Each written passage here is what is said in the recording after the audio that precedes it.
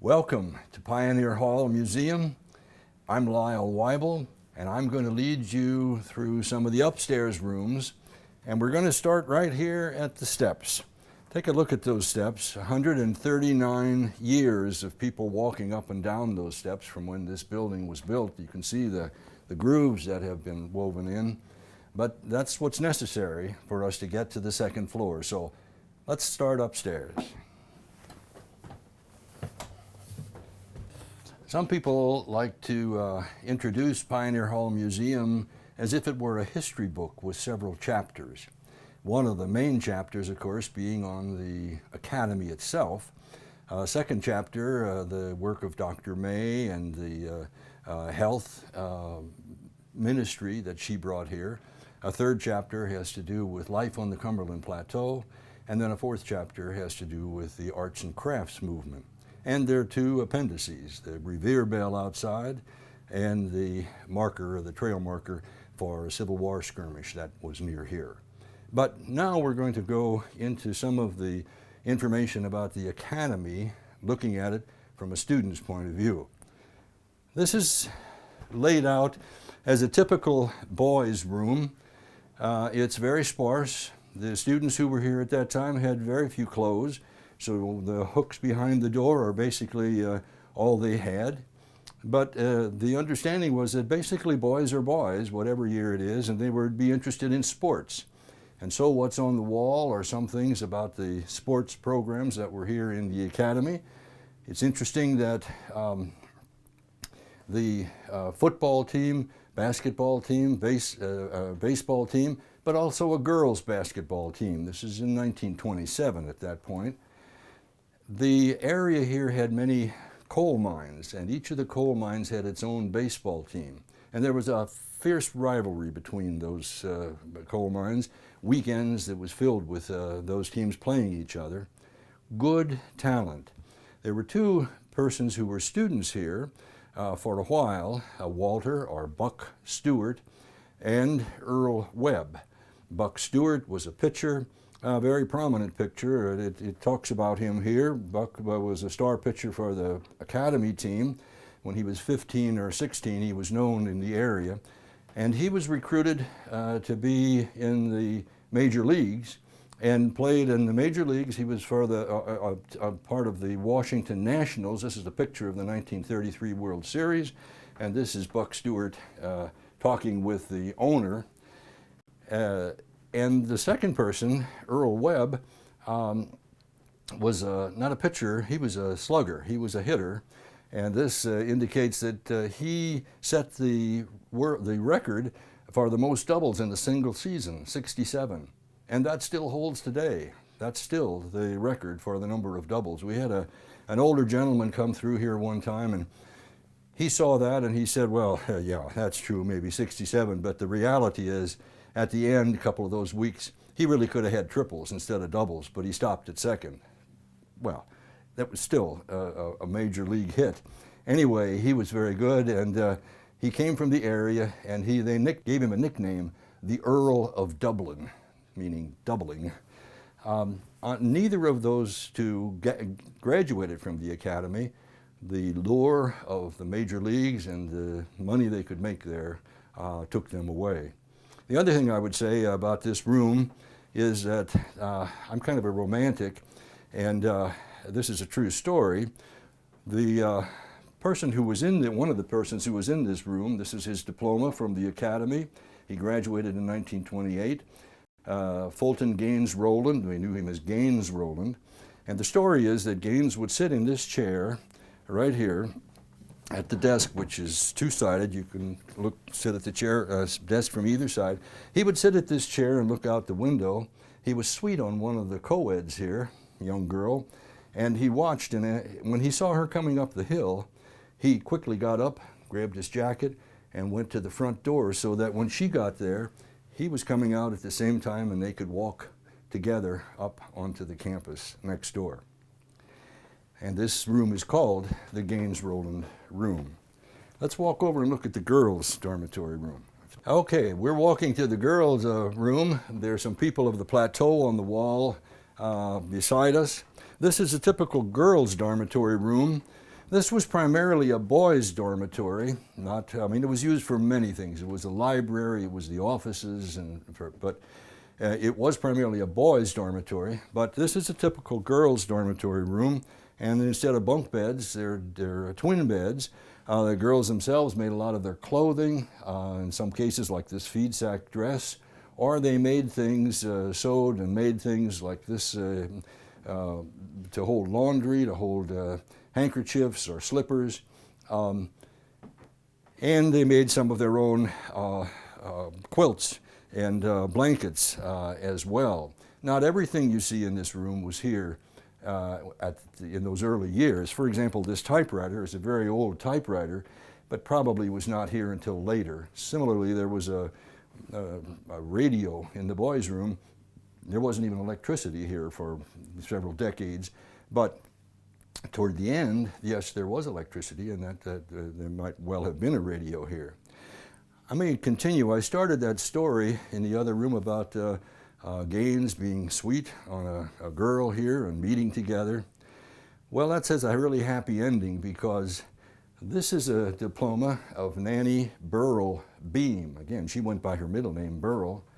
And Burrell is the girl that he was fond of and walked to school with. They married and were married many, many years. I never knew Gaines personally. I knew Burrell. She died several years ago, a wonderful woman. But we know that story is true because she told us about it, and she's the one who told us how to furnish that boys' room and this room as well. So these were Academy stories. We're going to walk across the hall now. Another chapter in this history book, this museum, is Life on the Plateau. In here we have a collection of various kinds of utensils from the kitchen. Some of these would look familiar to you as they do to me from my grandparents or great-grandparents. This Royal Enterprise stove was made in Nashville. Some of these things have been greatly used. I'm looking for the butter churn and I don't see the butter churn. Oh, here it is, right here. Look at this butter churn if you can get the handle. Look how that handle is worn from years of churning butter. That's been around a while. The other thing that's interesting here to folks, a lot of times to the students who come in, is this ice chest. A typical ice chest that in the early years of the Academy, ice would be delivered and you hung a sign out there indicating whatever was at top. You wanted 50 pounds of ice, or you wanted 25 or whatever. You'd hang that in your door, in your window, and the iceman would cut a chunk out, bring it up, put it in here, close the doors, and that was your refrigeration for several days until it melted. A lot of these artifacts, when people come through, they say, oh my gosh, I still have one of these, or my grandparents had this, I recognize that. Life on the plateau was hard. The people here were resilient people, clever people, intelligent people. They didn't have book learning, but that doesn't mean they weren't smart. And the Academy came beginning really as a formal, and intent was to be a formal school, teaching Latin and Greek and debate.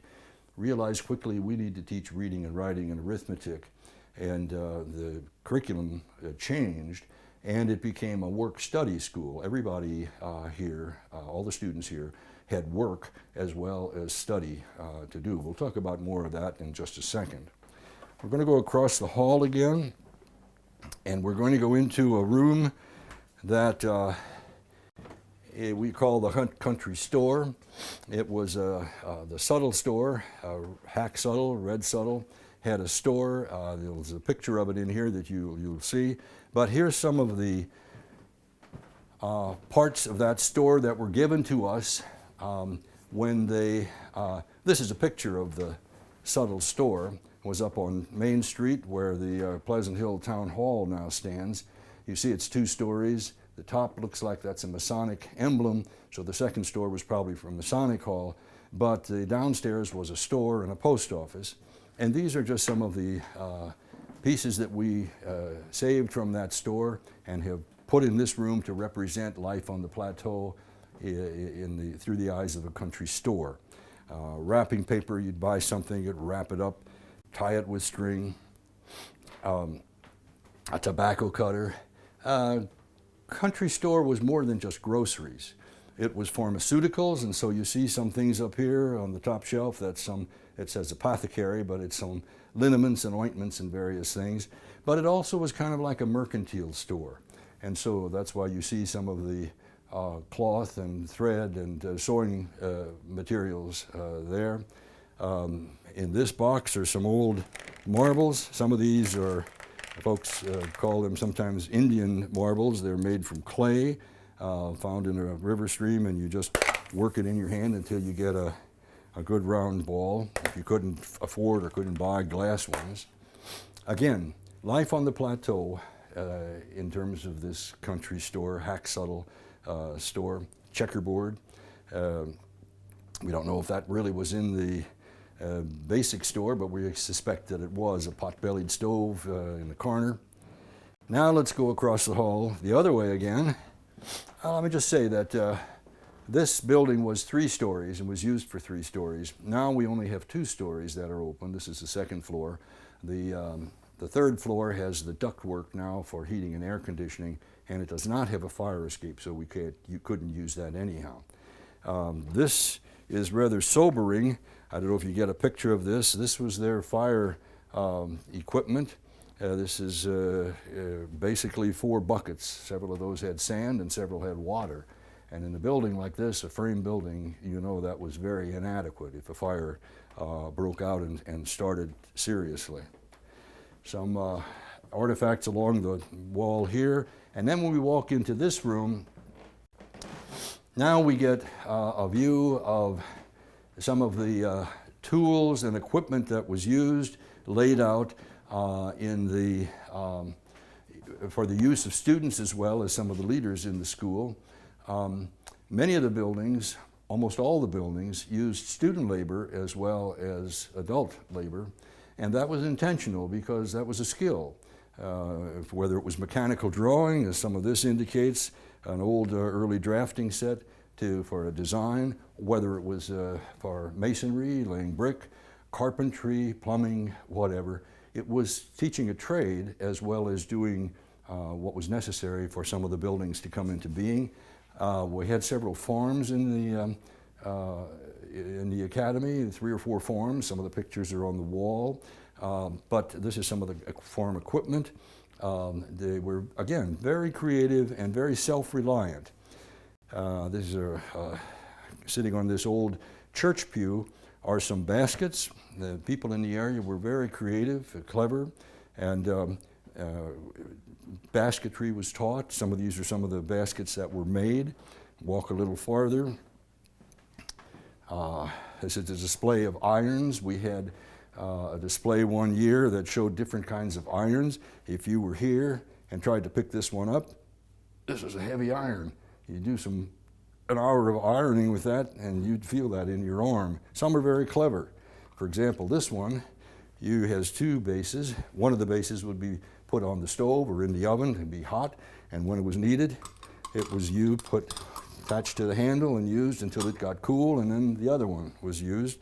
This one has a wire through here. You can lift it up and put steaming hot water in there, boiling water for the hot iron as long as it lasts.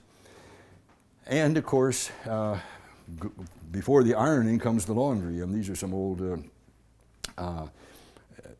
utensils needed for that. There's a receipt on the wall here, or a recipe for washing clothes, telling how to do that. A recipe for making lye soap at home. The mangle was used in the academy. That's a perfect name for that piece of equipment. That was used for, especially for towels and bed sheets, to not only to drain some of the water out and dry it, but to press it as well. But it was very dangerous. You had to be careful, because if you got your fingers too far in it, it would pull them in and mangle them. So mangle is the perfect name for that. Next to that are some display of some pieces that were used for weaving, for making yarn itself to be used for weaving. This, this loom was one of Dr. May's loom. Dr. May's room, or the Uplands room downstairs, you'll have heard or will hear about that. That was one of her looms. She was working on something when that was last used. This old bed has a a rope spring here. When the people said good night, sleep tight, partly what that meant was pull that rope tight so it was fairly firm. Usually in the morning, if there were a couple of kids sleeping in that bed, they'd all be in the center anyhow. They rolled down to that. Some old mattresses, quilts, display of that. And finally here we have a depiction of a classroom, if you will. This old desk is the oldest one that we have here. We don't know exactly the year of that. It didn't come from Pleasant Hill. It came from Athens, Tennessee, but it's typical of a desk that was made by individuals to be used in school. Some of these are a little more modern desks, if you will. This is a desk that looks exactly what I was in Southern Illinois when I was growing up. Some of the changes in school in that screen that's hanging up. Blackboard, pictures of George Washington and Abraham Lincoln, presidents. Some old books, very old books, way, way outdated atlas showing countries that have changed names 6 times since they were, since it was accurate. But a typical kind of setting for a schoolroom, the stove that had to be hand-made with coal, had to be used through the day to keep warm. I think that's about it for upstairs in the museum. We're glad you're visiting with us. And if we're not able to come upstairs because you're somewhat limited in being able to take steps, this gives you an idea of what you would have seen. And even if you're going up, this will give you an introduction to what you're going to see up there. We're glad you're here. Come back.